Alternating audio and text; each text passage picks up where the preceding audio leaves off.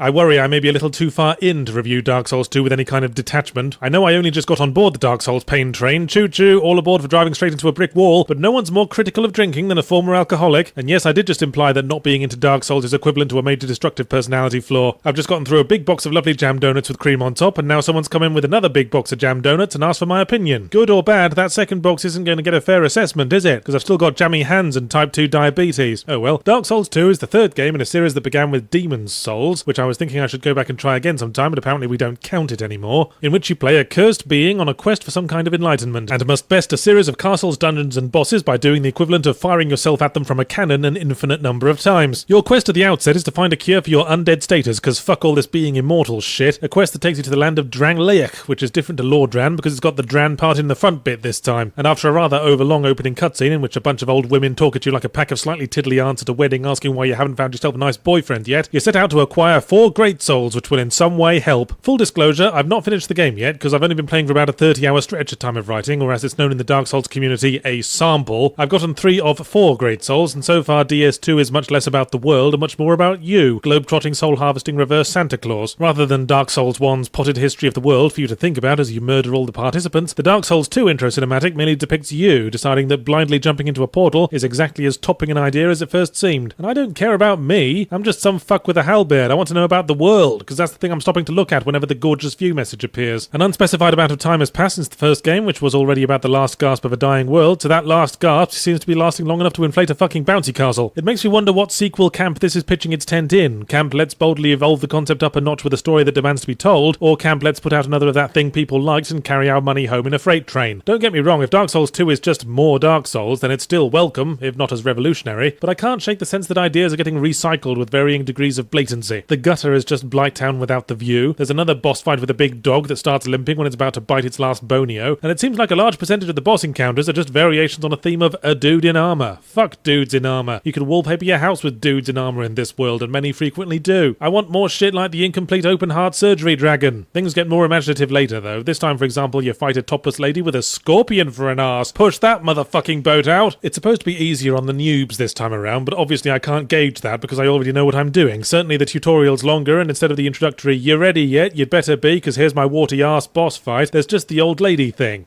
Although I was ready to carve up some warty arse nonetheless, I tell you that. And instead of the game starting with only one path and then opening up when you're going after the 4 Lord Souls, now it's the other way around. You start off with multiple paths and it gets linear later. So if one area is feeding you your own eyeballs, you could maybe leave it for now and look for a gentler one. And good fucking luck, you shrieking mimsy. Fittingly for a game that opens up earlier, you can teleport between bonfires from the outset, which meant I utterly missed a certain character who only appears in an area you've got no reason to go back to, and who is needed to open up a way to an entire fucking vital section of the game. From Software, are you getting backhanders from the game facts, people? In the category of "it's different and therefore it's ruined" complaints, you now lose maximum health each time you die, so as you bang your head on the brick wall of a hard boss, your head becomes softer and more delicate and cracks with increasing ease. You can get it back by reverting to human, but the items for doing so are finite, which adds an annoying ticking clock element when before you could just bash away infinitely until the boss submits out of pity, just like in my sex life. Still, at least you can revert to human from anywhere, not just bonfires, but that's it, isn't it? When Dark Souls gives you chocolate buttons, it has to take away heart medication with its other hand. There are healing items you can use when your Estus runs out, hooray. So you start out with only one measly Estus flask, boo. Weapon degradation now resets at bonfires, hooray. So the weapons now degrade faster than biscuits in milky tea, boo. Enemies disappear if you kill them enough times, hooray. So now you can't grind them. And if you die and fail to recover your souls, then all those senseless killings were just pissing in the wind. Oh, and remember how the jumping controls were shit? Well, now they're mapped to L3. That's even worse, Dark Souls. Well, good thing you can switch it back in the options, isn't it? But if I hear any more lip, I'm going to map them to the Kinect. Hey, Dark Souls, your daughter got a B+